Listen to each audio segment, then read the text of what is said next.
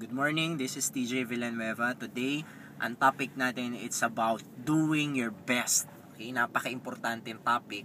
Alam nyo, marami nagjo-join sa industry natin na networking na they are settling for less.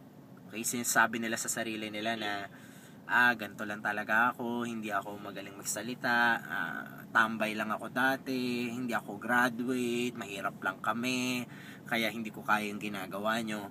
Alam nyo, minsan ang topic, no, hindi lang naman about sa yayaman ka ba, magkakakotse ka ba, yung parati natin naririnig sa networking, magkaka-house and lot ba ako, kikita ba ako ng malaki.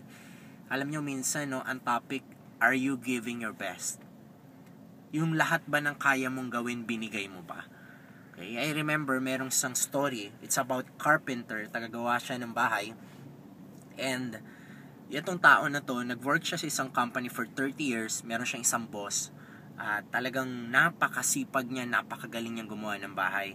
Kaya lang sa sobrang pagod niya, sa tagal niyang mag-work, nag-work for 30 years, gusto niya na mag-retire. At kinausap niya yung boss niya na gusto niya mag-retire. And sabi ng boss niya, walang problema, one condition, gawan mo pa kami ng isa pang bahay. Sabing ganun. So, walang limit sa materyales, walang limit sa pera. Basta gawa mo na kayong pinakamagandang bahay na kaya mong gawin. Sabing ganun. And, ang ginawa nung carpenter, sa sobrang pagod niya nga, dahil stress na siya, ang dami niyang ginawa for 30 years, nagtrabaho siya. Ang ginawa niya, minadali niya yung pagkagawa ng bahay, at lahat ng materials na mumurahin, yun yung mga binili niya. Kasi nga minadali niya lang. To cut the long story short, hindi niya binigay yung best niya. Okay, sa paggawa ng bahay na pinapagawa sa kanya.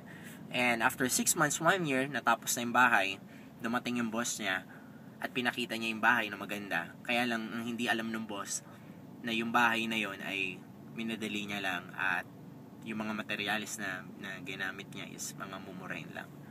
So, maya-maya, yung boss niya may kinuha sa pocket niya at dahan-dahan nilabas yung susi. Yun yung susi ng bahay. At sinabi sa kanya na, nag-work ka sa amin for 30 years. Etong bahay na to ay para sa'yo. Yan yung reward namin sa'yo sa lahat ng sipag na binigay mo para sa company namin na para sa amin. Sa'yo na yung bahay na yan. Alam nyo po, yung story na yon napaka amazing kasi kung alam niya lang na sa kanya pala yung bahay na ginagawa niya, binigay niya yung best niya. Okay? So parang sa networking na ginagawa natin, alam nyo po, one day, i-rewind yung buhay mo. And you're gonna ask yourself, binigay ko ba yung lahat? Did I do my best?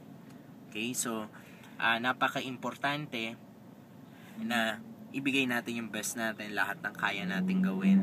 Kasi again guys, ito yung parati ko sinasabi, life is too short to live a life na hindi mo gusto. Okay? To live a life na hindi mo binigay yung best mo.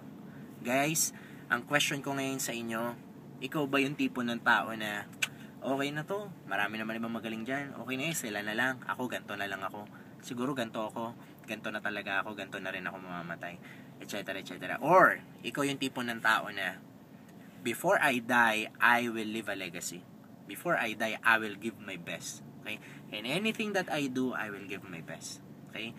Every day, I will live as if this is the last day of my life. Okay? That's it for tonight. Okay, I hope na marami kayong natutunan. Salamat sa time niyo.